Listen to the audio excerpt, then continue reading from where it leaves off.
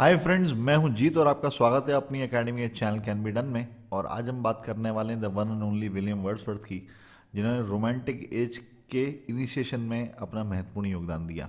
इन्हें उसका जनक भी माना जाता है। तो आइए शुरू करते हैं। William Wordsworth was born on 7 अप्रैल 1770। 7 अप्रैल 1770 को इनका जन्म हुआ और 23 अप्रैल 1850 को इनका देहांत हो गया। ये इनकी लाइफ जर्नी का स्टार्टिंग और एंड पॉइंट है। ये जो वीडियो तैयार किया गया है वो उस हिसाब से तैयार किया गया है कि आपके जो इंपॉर्टेंट एग्जाम पॉइंट्स हैं वो सारे इसमें कवर करने की कोशिश की गई है। तो I hope so you will like it. Let's see.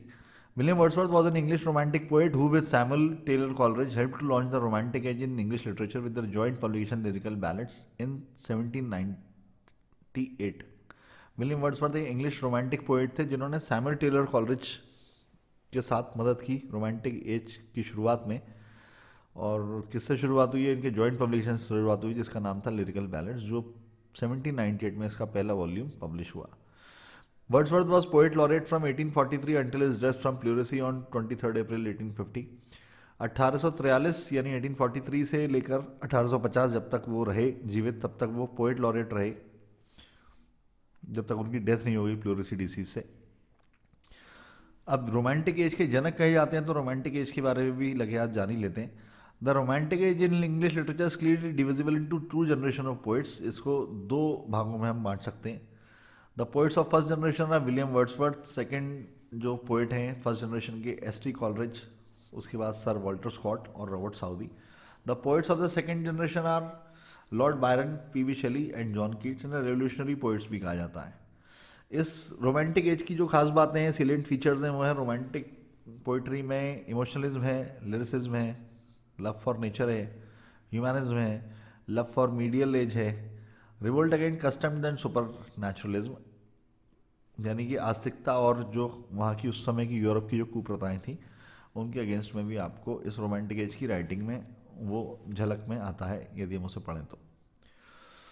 Wordsworth magnum opus is generally considered to be the Prelude. उनका जो काम है, जो उनका बेस्ट वर्क माना जाता है, मैग्नम ओपस का मतलब उनका बेस्ट वर्क, वो प्रिल्यूड है, a semi autobiographical poem of his early years that he revised and expanded a number of times. It was posthumously titled and published by his wife in the year of his death, before it was generally known as the poem to the Coleridge. इनका जो सबसे महत्वपूर्ण काम माना जाता है, masterpiece जिसे कह सकते हैं, वो द प्रिल्यूड है। ये एक सेमी ऑटोबायोग्राफिकल पोएम है उनके अर्ली ईयर्स की, जिसे उन्होंने कई बार रिवाइज किया और कई बार उसे एक्सपैंड भी किया, लेकिन ये उस समय पब्लिश नहीं हो पाई। उससे पहले इसका नाम था द पोएम टू कॉलरिज। तो ये जब पब्लिश हुई तो द प्रिल्यूड के नाम से पब्लिश हुई, जिससे उनकी वाइफ ने उनकी डेथ के बाद पब्लिश किया और इसका नाम द प्रिल्यूड हो गया। फैमिली को देखते हैं। फैमिली पेरेंट्स हैं इनके जॉन वर्ड्सवर्थ एंड एन कुकसन। इनकी वाइफ का नाम था मैरी हचिनसन।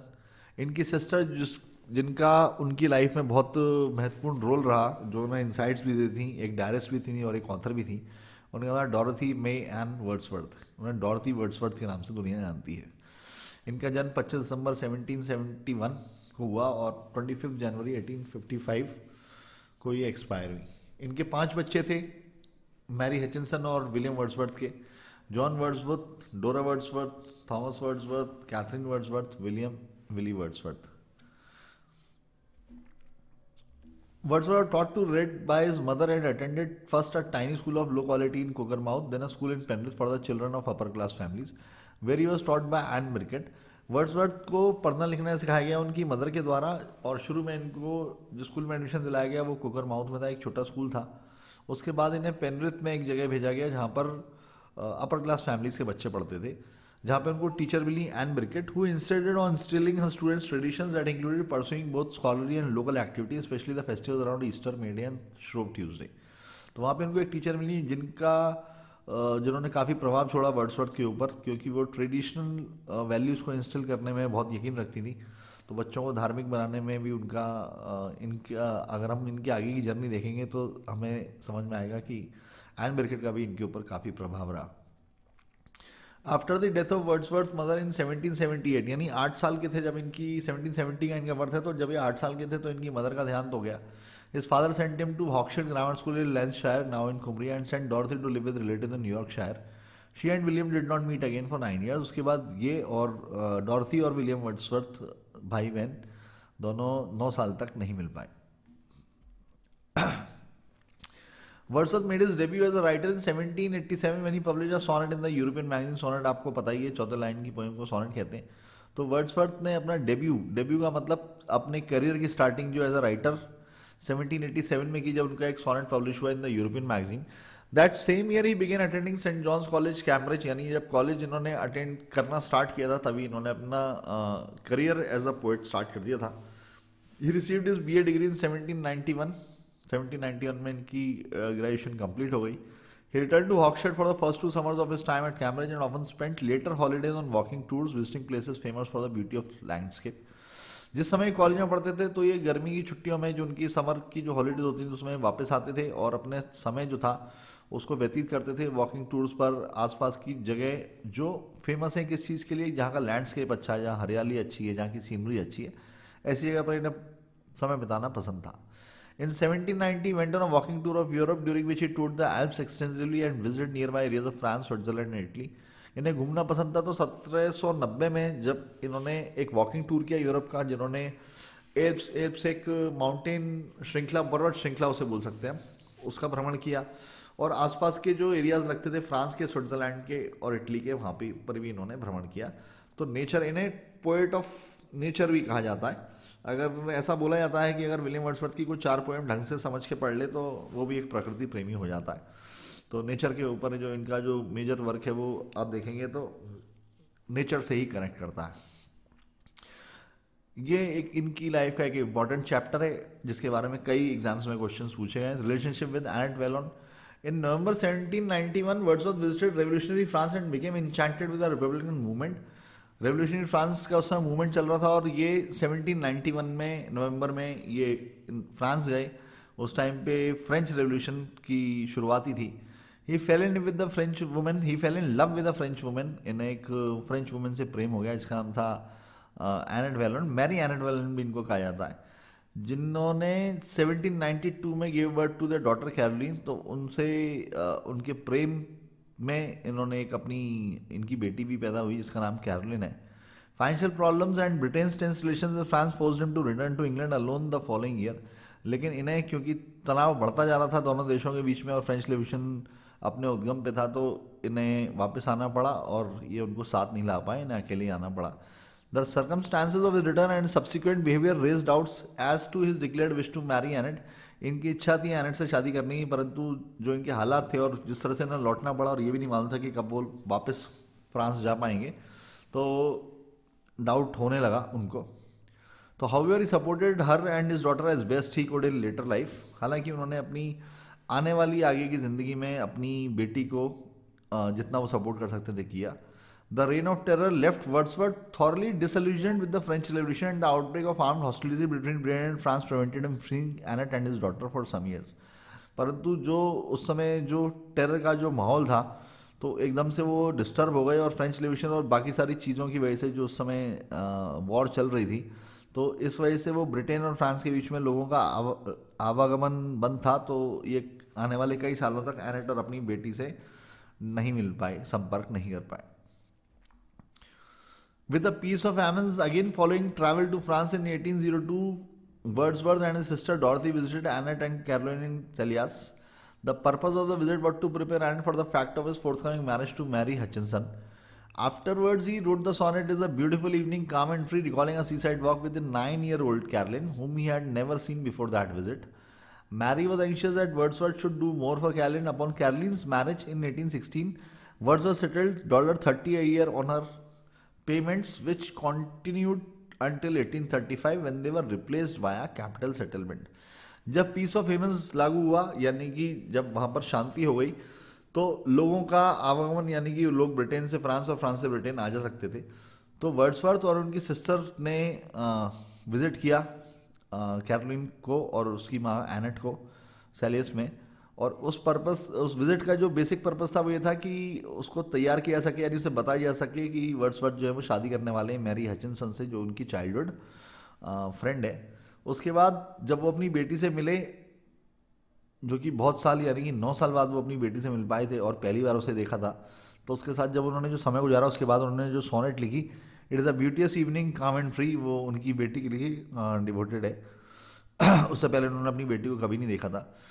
जो मैरी थी उसको ये बस बात की बहुत चिंता थी कि वर्ड्सवर्थ को अपनी बेटी के लिए और कुछ करना चाहिए, यानी कि ज़्यादा करना चाहिए। तो कैरोलिन की शादी के समय 1816 में वर्ड्सवर्थ ने $30 अ ईयर यानी कि $30 प्रति ईयर देना शुरू किया, जो कि आज के डेट में करीब करीब $2500 यानी $2313 होते हैं 2021 का अगर रेट देखें तो विच कंटिन्यूड अंटिल 1835, 1835 तक ऐसा ही चला, और बाद में उन्होंने एक मुश्त उसका सेटलमेंट कर दिया, यानी उसे इकट्ठा पैसा दे दिया ताकि वो अपने आगे का जीवन ढंग से बिता सके और अपने पिता होने का फ़र्ज़ जो है वो अदा किया।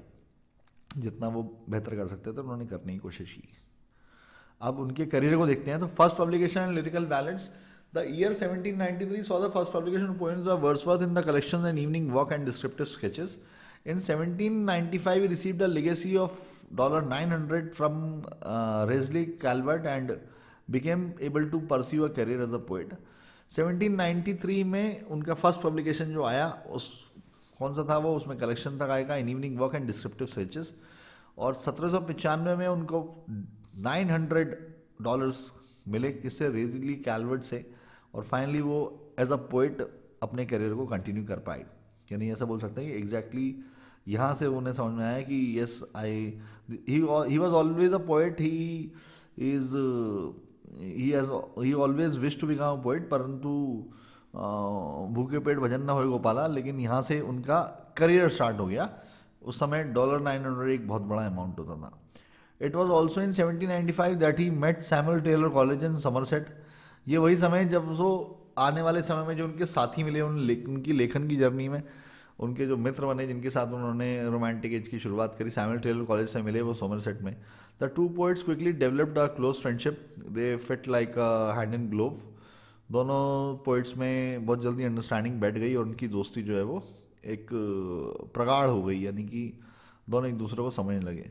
For 2 years from 1795, William and his sister Dorothy lived at Raystown House in Dorset, a property of Penny family to the west of Pilsden Pin. 1795 से लेकर आने वाले 2 सालों तक विलियम और उनकी जो सिस्टर थी डॉरथी, वो रेसडाउन हाउस डॉर्सेट में जो था, जो कि एक पिनी फैमिली की प्रॉपर्टी थी, वहाँ पर रहने लगे। In 1797, the pair moved to the Alfoxden House, Somerset, just a few miles away from the Coleridge home in Neither Stowaway. Together, Wordsworth and Coleridge, with insights from Dorothy, produced lyrical ballads. 1797 में ये दोनों move हो गए और एल्फॉक्सटन house Somerset में रहने लगे, जो कि किसका जगह थी, वो कॉलरिज के घर के पास था। कॉलरिज रहते थे नीदर स्टोवे में, जो कि सोमरसेट के बिल्कुल बगल में था। तो वर्ड्सवर्थ एंड कॉलरिज और किसकी सहायता थी इनको इंसाइट्स मिलते थे, इनको सपोर्ट सिस्टम जो था, इनका मेंटल सपोर्ट सिस्टम वो डॉरथी थी। इन्होंने लिरिकल बैलेड्स लिखी और उसका पहला एडिशन पब्लिश हुआ 1798 में। एक इम्पॉर्टेंट वर्क है इन इंग्लिश रोमांटिक मूवमेंट में, इसे इनिशिएटर भी कहा जाता है कि यस, यहाँ से इंग्लिश रोमांटिक मूवमेंट की शुरुआत हुई। The volume gave neither Wordsworth not Coleridge name as author. ये जो वॉल्यूम पब्लिश हुआ है इसमें ना तो वर्ड्सवर्थ का नाम था ना ही कॉलरिज का नाम था। One of the Wordsworth most famous poems, Tintern Abbey, was published in this collection along the Coleridge the Rime of the Ancient Mariner. ये बहुत फेमस पोएम्स हैं। टिंटन एबी तो बहुत बार पूछा गया है क्वेश्चन। तो ये जो फर्स्ट एडिशन पब्लिश हुआ उसी में 1798 में लिरिकल बैलेड्स का, उसमें ये दोनों पोएम्स थी। The second edition published in 1800 and only Wordsworth listed the author and include a preface to the poems. जो पहला इसका वॉल्यूम था उसमें प्रीफेस ही नहीं था, यानी कोई भी आप बुक उठा के देखेंगे तो आपको उसमें एक प्रीफेस दिखेगा, परंतु इसमें अजीब बात या खास बात ये थी कि लिरिकल बैलेड्स जो उसका वॉल्यूम 1 है उसमें कोई प्रीफेस नहीं है और दोनों का एज अ राइटर या ऑथर भी नाम उसमें नहीं था। सेकेंड जो एडिशन पब्लिश हुआ 2 साल बाद, उसमें वर्ड्सवर्थ का नाम था, कॉलरिज का नाम नहीं था और उसमें प्रीफेस भी था to the poems. The third edition was published in 1802। ये क्वेश्चन बहुत बार पूछा जाता है कि कब कब इसके वॉल्यूम पब्लिश हुए, तो पहला 1798 में, दूसरा 1800 में, तीसरा 1802 में पब्लिश हुआ, चौथा पब्लिश हुआ 1805 में। चलिए आगे देखते हैं। In this preface which some scholars consider as central work of the romantic literary theory, Wordsworth discusses what he sees as the elements of a new type of verse, one that is based on the ordinary language really used by men, while avoiding the poetic diction of much 18th century verse. William Ward also gives his famous definition of poetry as a spontaneous overflow of powerful feelings. It takes its origin from emotions recollected in tranquility. तीसरा addition 1802 में publish हुआ। इसका जो preface था उसे बहुत सारे लोग मानते हैं कि यहाँ से रोमांटिक लिटरेरी मूवमेंट की एक्चुअल स्टार्टिंग हुई, जिसने लोगों की सोच बदली। इस जो ये न्यू टाइप का वर्स था, ये ऐसा था जो ऑर्डिनरी लैंग्वेज में था। उससे पहले जो पोइट्री लिखी जाती थी वो एलिट क्लास के लिए लिखी जाती थी, यानी उसमें जो वर्ड्स थे वो टिपिकल होते थे, बहुत क्लासिकल वर्ड्स थे। लेकिन वर्ड्सवर्थ ने उस ऐसे एज की शुरुआत करी जिसे रोमांटिक एज कहते हैं, कि जहाँ पर उन्होंने ऐसी शब्दावली चुनी कि वो आम आदमी को भी समझ में आई। उनकी फेमस डेफिनेशन, यानी कि जो पोइट्री की हर पोइट ने एक एक अलग अलग डेफिनेशन दी है, जितने जितने पोइट ने लगभग लगभग ऐसा बोल सकते हैं, जितने भी आज तक महान कवि है तो सबकी अपनी एक परिभाषा है, क्योंकि वो उनकी खुद की नेचुरल एक्सपीरियंस से होती है। पर इनकी जो परिभाषा बहुत फेमस है, the spontaneous overflow of powerful feelings, यानी एकदम जो ओवरफ्लो जाता है अपने अंदर, जो फीलिंग्स आती हैं जो कि ताकतवर होती हैं, takes it origin from emotions recollected in tranquillity. तो अब बाद में वो रिकलेक्ट होती हैं जब आप शांत दिमाग में बैठे होते हो। कई बार आप किसी जगह पर जाते हो या कोई चीज़ महसूस करते हो तो आपके मन में बहुत सारी तीव्र भावनाएं उमड़ती हैं, और उनका जन्म जब वो मन से कागज़ तक शब्दों के रूप में पहुंचती हैं, जब आप उन्हें शांत दिमाग से वापस रिकॉल करते हो। And calls this poem in the book experimental. अपनी पोएम्स को कहते थे एक्सपेरिमेंटल हैं, यानी वो एक्सपेरिमेंट कर रहे हैं कि वो एक टिपिकल जो उससे पहले जो स्टाइल था पोइट्री राइटिंग का उससे बिल्कुल डिफरेंट था। तो वो एक्सपेरिमेंट कर रहे थे, जो उनके मन में आता था अपनी भावनाओं को उस रूप में व्यक्त करते थे। The fourth and final edition lyrical ballads was published in 1805। तो पहला 1798, दूसरा 1800, तीसरा 1802 और चौथा 1805। ये 4 लिरिकल बैलेट्स के वॉल्यूम्स हैं। प्ले, ये एक प्ले है। द बॉर्डरर्स अपने लेखन के जीवन में उन्होंने एक ही प्ले लिखा जिसका नाम था the Borderers. Between 1795 and 1797 Wordsworth wrote his only play The Borderers, a verse tragedy set during the reign of King Henry III of England, when Englishmen in the North Country came into conflict with Scottish border reivers. He attempted to get the play staged in November 97, but it was rejected by Thomas Harris, the manager of the Covent Garden Theatre, who proclaimed it impossible that the play should succeed in the representation. The rebuff was not received lightly by the Wordsworth, like the play was not published until 1842 after substantial revision. 1795 से 1797 के बीच में उन्होंने एक ही अपना play लिखा, यानी total एक ही life में प्ले लिखा, पर ये उस समय लिखा गया। बॉर्डरर्स एक वर्स ट्रेजेडी है जो कि king Henry third of England के समय काल की है, जब इंग्लिशमैन का जो युद्ध चल रहा था वो स्कॉटिश बॉर्डर के रिवर्स के साथ चल रहा था। तो उन्होंने कोशिश की ये 1797 में प्ले जो है इसका मंचन हो पाए, परंतु जो जहाँ पर मंचन होना था इसका, वो कोवेंट गार्डन थिएटर के जो मैनेजर थे थॉमस हैरिस, उन्होंने इसका मंचन नहीं होने दिया। उन्होंने कहा कि ये प्ले जो है इस समय नहीं मंचन हो सकता, इसमें रिवीजन की ज़रूरत है। The river was not received lightly by Wordsworth, तो इसको वो इन्होंने उस समय एक्सेप्ट नहीं किया, और प्ले काफ़ी समय तक, अब देखिए आप 1797 से 1842, तो ऑलमोस्ट 50 साल बाद वो प्ले पब्लिश हुआ, जब उसमें काफ़ी रिवीजन किया गया। Religious and philosophical beliefs. Wordsworth's youthful political realism, unlike Coleridge, never led him to rebel against his religious upbringing. उनकी जो अपब्रिंगिंग थी, तो अपब्रिंगिंग उनकी बाकी लोगों से क्यों डिफरेंट थी कि जैसे स्टार्टिंग में वो अकेले रहे, उनके मदर ने उनको पढ़ना सिखाया, उनके फादर क्योंकि वो एक धनाढ़े परिवार से थे, एक लीगल रिप्रेजेंटेटिव थे एक अर्ल के, तो उनके घर में एक लाइब्रेरी थी, वो खुद भी पढ़ने शौकीन थे, तो उनके फादर ने भी उनको अलाउ करते थे लाइब्रेरी। तो उन्होंने बचपन से ही बड़े बड़े राइटर्स, बड़े बड़े ऑथर्स को पढ़ा, शेक्सपियर पढ़ा। तो उसके बाद जो हमने पहले भी डिस्कस किया कि उनको एक टीचर मिली जिनका नाम एन बेरकेट था, तो उनके पास उनके ऊपर मतलब रिलीजियस भी एक छाप थी कि वो धार्मिक प्रवृत्ति के भी थे, और दूसरा जो वो नेचर से कनेक्ट कर पाए। तो जो स्टार्टिंग में जिन जगहों पे रहे, तो दे वर नॉट वेरी, आज के डेट में जैसे कहते हैं मेट्रो, तो उनके जो दोस्त थे वो ग्रामीण परिवेश से थे, किसानों के बेटे थे, तो नेचर के भी उन्हें करीब रहने का मौका मिला, जहाँ उन्हें नेचर प्रकृति से प्रेम हो गया, और उसी में उन्हें समय गुजारना, वो उससे खुद को कनेक्ट कर पाए। He remarked in 1812 that he was willing to shed his blood for the established Church of England, reflected his Excelatial Sketches of 1822. अगर एक्सलेटियल स्केचेस जो उनका कलेक्शन है पोएम्स का उसको पढ़ेंगे तो उसमें उन्होंने रिमार्क भी किया, और समझ में आएगा कि वो इतने धार्मिक थे कि वो अपना खून तक बहाने को तैयार थे, यानी अपनी जान तक देने को तैयार थे, किसके लिए? चर्च ऑफ इंग्लैंड के लिए। The Excursion, a long poem that became extensively popular during 19th century, ऐसा वो एक्सकर्जन करके पोएम है उनकी, एक लंबी पोएम है जो बाद में पॉपुलर हुई 19th सेंचुरी में। वो पढ़ने पर भी आपको इस चीज़ को जो मैं बोल रहा हूँ उसको आपको मालूम पड़ेगा कि उनका ऐसा ही सोच थी।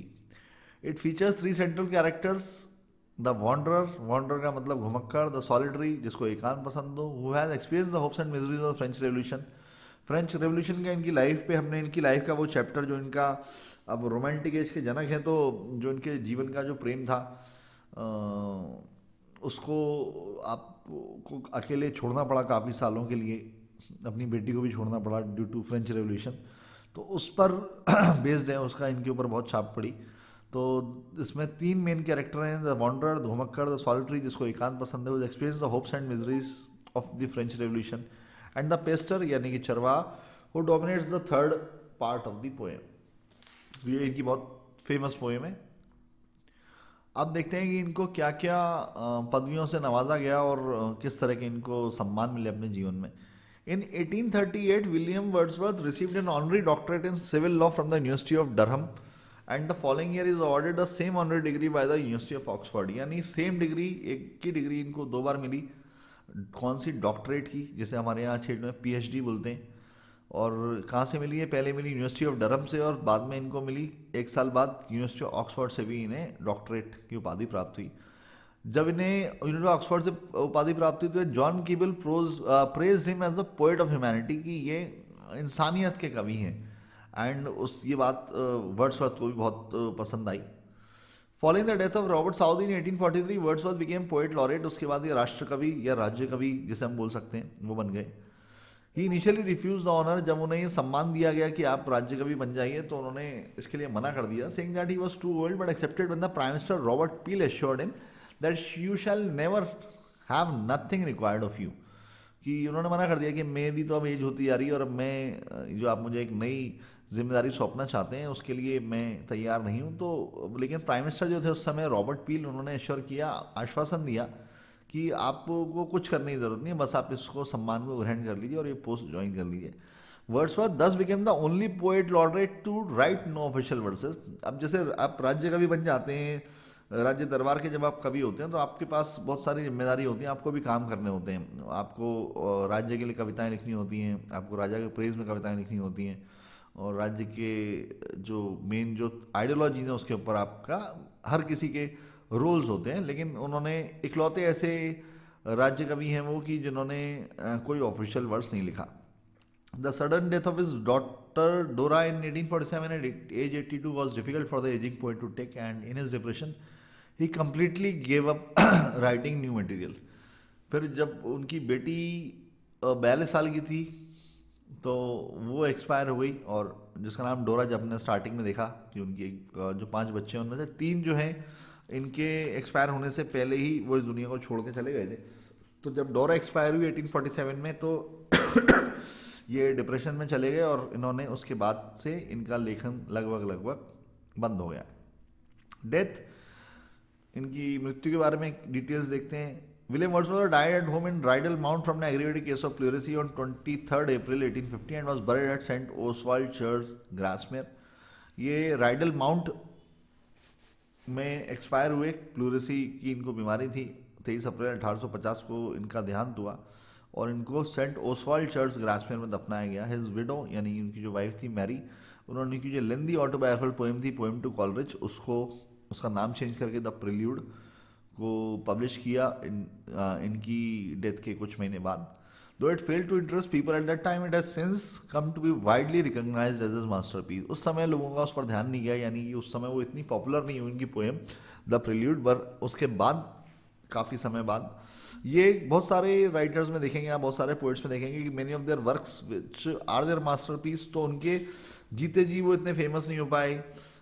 जैसे जेन ऑस्टन का देखेंगे प्राइड एंड प्रेजुडिस, तो उस समय तक वो इतना फेमस नहीं था। तो ऐसा बहुत कॉमनली पाया गया है कि उनके बहुत सारे जो मास्टर पीसेज हैं वो उनके देहांत होने के बाद ही दुनिया ने रिकॉग्नाइज करे कि वाह कि ये तो क्या शानदार लेखन है।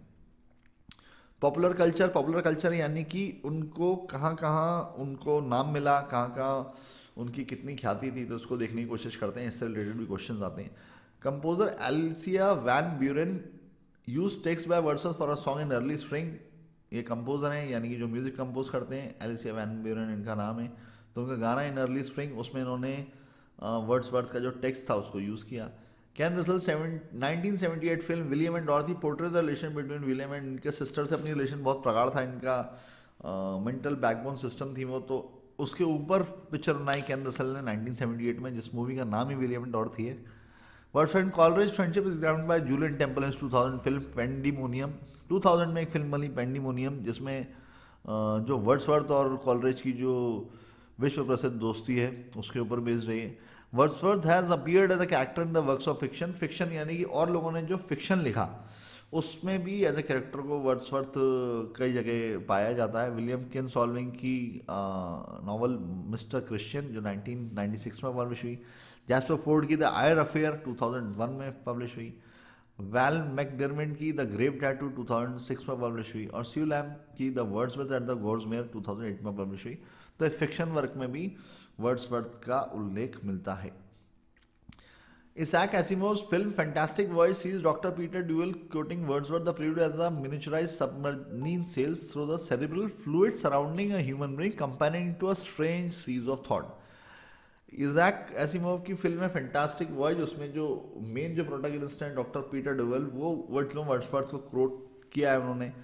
उसका जीवन का और दिमाग का उन्होंने कंपैरिजन किससे किया है? वर्ड्सवर्थ की प्रिल्यूड से किया है कि it is a miniaturised submarine sails through the cerebral fluid surrounding a human brain. जैसे सेरेब्रल फ्लूइड ह्यूमन ब्रेन के आसपास रहता है, उसे कवर किया रहता है, उसे कैसा होता है वो स्ट्रेंज सीज ऑफ थॉट होता है। तो उससे इंस्पायर्ड था, उन्होंने कोट भी किया विलियम वर्ड्सवर्थ को। टेलर स्विफ्ट, ये तो अभी की रिसेंट बात है। टेलर स्विफ्ट इस समय नंबर 1 सिंगर है, अगर आप वेस्टर्न वर्ल्ड को देखेंगे तो the richest singer we can say. Taylor Swift 2020 album folklore mentions Wordsworth in bonus track. उसमें उनका जो एल्बम है उसमें एक बोनस ट्रैक है the lakes which is thought to be about the district lake. तो उसको आप सुनेंगे तो आप अगर लेक डिस्ट्रिक्ट से कनेक्ट कर पाएंगे जहाँ के रहने वाले थे विलियम वर्ड्सवर्थ, तो उससे आपको उससे कनेक्टिविटी समझ में आएगी कि वो उससे इंस्पायर्ड है। कोमेमोरेशन होता है मतलब किसी की स्मृति में किसी की याद में कुछ करना, जिससे कि वो व्यक्ति जो अमर है उसकी अमरता बनी रहे। तो in April 2020 the Royal Mail issued a series of postage stamps to mark the 250th anniversary of the birth of Wordsworth. William Wordsworth के 250वें बर्थडे पर उन्होंने पोस्टेज स्टैम्प्स जो हैं वो इशू किए 2002 में, जो वहाँ की जो रॉयल मेल है। 10 first class stamps were issued featuring Wordsworth and all the major British romantic poets including William Blake, John Keats, Lord Byron, Samuel Taylor Coleridge, Percy Bysshe Shelley and Walter Scott. तो ये जो main उस समय के जो महान romantic पोए थे, ऐसे 10 लोगों के नाम पर स्टैम्प्स जो हैं वो इशू किए गए। Each stamp included an extract from one of their most popular and enduring works with Wordsworth the rainbow selected for the poet. तो हर स्टैम्प जो है उसमें जो स्टैम्प है उसमें एक एक एक्सट्रैक्ट भी है जिसके नाम का वो स्टैम्प था। जो उनके पॉपुलर वर्क्स थे, जो पॉपुलर लाइन्स थी, उसमें वर्ड्सवर्थ की पोएम द रेनबो को इसके लिए चुना गया। मेजर वर्क्स अगर देखें तो lyrical ballads with a few other poems 1798 Simon Lee we are 7 lines written in early spring, exploitation and reply the tables turn the thorn lines composed a few miles of the Tintern abbey, जिसे Tintern Abbey नाम से भी जाना जाता है।